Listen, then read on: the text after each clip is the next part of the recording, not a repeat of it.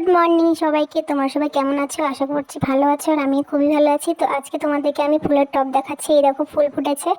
আমার এই ফুলের টবগুলো ছিল ছাদে। ছাদে অনেক রোদ্দুর কারণে ফুল ফুটতো না, গাছগুলো মারা গেছিলো।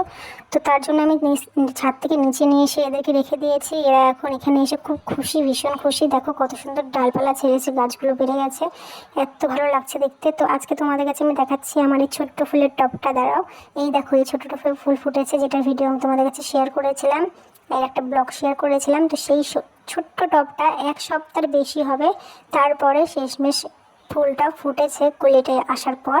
তো আরও 2-3টা কলি এসেছে টবে, এই ফুলগুলো ডালগুলোতে দেখা যাচ্ছে।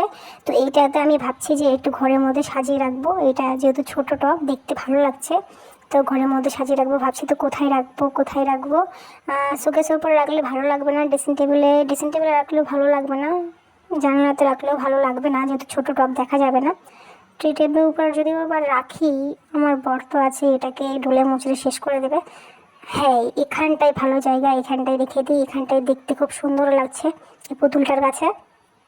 তো দেখো, তোমরাও দেখে বলো কমেন্ট করে কেমন লাগছে এই জায়গাটাতে রেখে দিয়ে। আর এটা এত সহজে এখানে এটাই এলো, আমার এটাই অনেক ভাবছি আমি যে এখানে আটলো কী করে এই ছোটো টবটা, যেহেতু ওখানে তো বেশি চওড়া জায়গা নেই। তবুও দেখো দেখতে কত সুন্দর লাগছে। আর এটা কিন্তু আসল গাছ, তোমরা হয়তো ভাবছো নকল, কিন্তু এটা আসল গাছ। এই দেখো জল দেওয়া আছে মাটিতে। তো কমেন্ট করে বলবে কেমন লাগছে। টাটা।